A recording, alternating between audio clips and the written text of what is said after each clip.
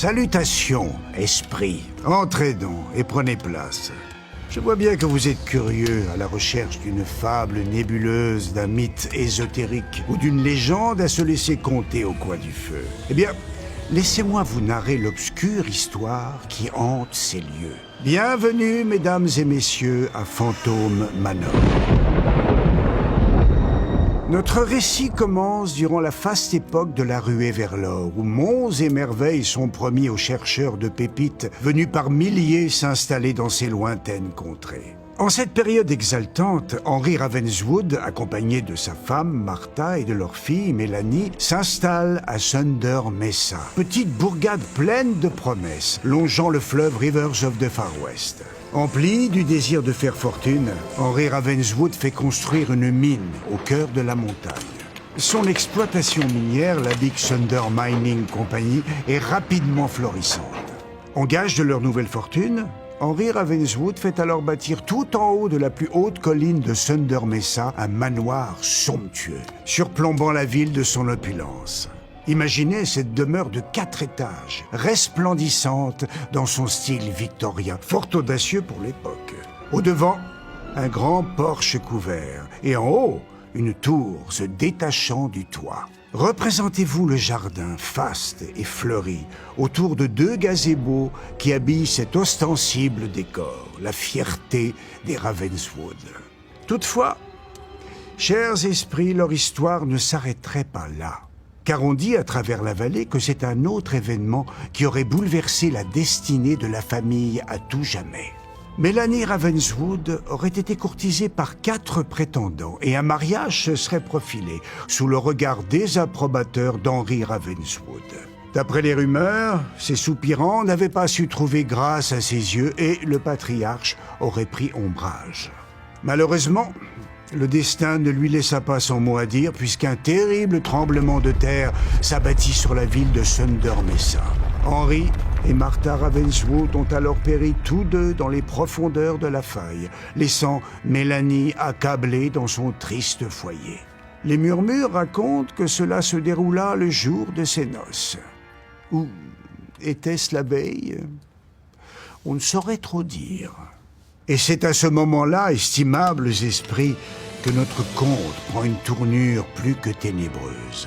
Les 4 prétendants au bonheur de Mélanie Ravenswood auraient alors commencé à disparaître chacun à leur tour de manière, disons, prématurée. Avez-vous entendu parler du sort d'Ignatius Knight, dont l'avenir explosa dans les fracas d'une pipe allumée au feu des dynamites? Ou même de Rowan D. Falls, qui tomba de haut lorsque sa barque l'emmena droit vers une cascade. Mais ne disait-on pas qu'il était pourtant un capitaine fort aguerri? Personne n'aimerait terminer sa vie comme Sawyer Bottom, qui fut tranché dans le vif de sa chair par une scie circulaire. Et quel triste destin que celui de Barry Claude, qui croisa la route d'un ours, qui le prit en chasse jusqu'à son dernier souffle. De tous les aspirants à la main de Mélanie Ravenswood, il n'en resta plus aucun. Mais en ce jour fatidique des noces, on dit que la future épousée, déjà parée de sa robe de mariée, ne put quitter ni sa tenue, ni ses lieux. Des passants l'auraient vu continuer d'errer dans les couloirs de la demeure, attendant toujours que son fiancé vienne la chercher.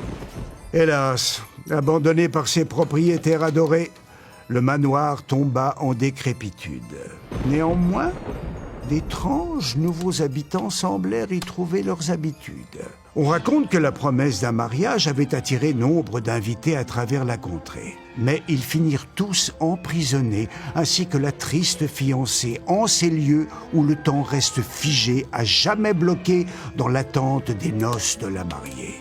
Ce qui n'empêcherait pas nos facétieux esprits d'avoir le cœur à la fête et d'accompagner tous les nouveaux arrivants aux joyeusetés qu'offre le manoir. Toutefois, une ombre semble planer sur ces réjouissants revenants. Alors que Mélanie Ravenswood continuerait de parcourir les couloirs à la recherche de son fiancé, un spectre serait là, à l'épied, hantant les lieux de son aura maléfique. Mais qui est-il? Il parcourt le manoir comme s'il le connaissait. Et sa silhouette ne serait-elle pas sans rappeler celle de l'ancien propriétaire de la demeure? La jeune femme ne semble pas s'apercevoir de cette présence infernale. Mais vous, subtils esprits, je sais que vous voyez au-delà du miroir sa silhouette inquiétante. Suivez-moi dans cette histoire. Peut-être nous mènera-t-il à notre destin. C'est en plongeant au plus profond des entrailles du manoir que vous pourriez entendre l'écho d'une époque jadis joyeuse, souvenir lointain et fantomatique de la ville de Thunder Mesa. Certes, le maire n'a plus vraiment la tête sur les épaules, mais ses habitants y sont si accueillants. Peut-être un peu trop même. Ont-ils réellement envie de nous laisser partir ? Par ailleurs, le fantôme ne cesse de laisser deviner sa présence macabre. Certains récits racontent même qu'il est là pour accompagner le chaland jusqu'au cimetière de Boot Hill qui jouxte le manoir.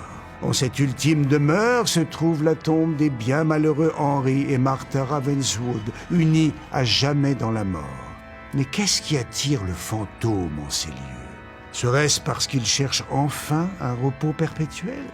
Non loin de là, leur fille Mélanie continuerait d'attendre son fiancé pour l'éternité. Mais quelque chose me dit qu'elle ne sera pas seule très longtemps. Ne dit-on pas que la mort n'est pas une fin, mais un nouveau commencement?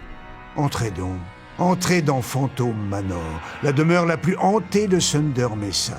Écoutez bien ce que raconte notre histoire. Ou bien, tout cela serait-il vrai? C'est maintenant à vous de le découvrir.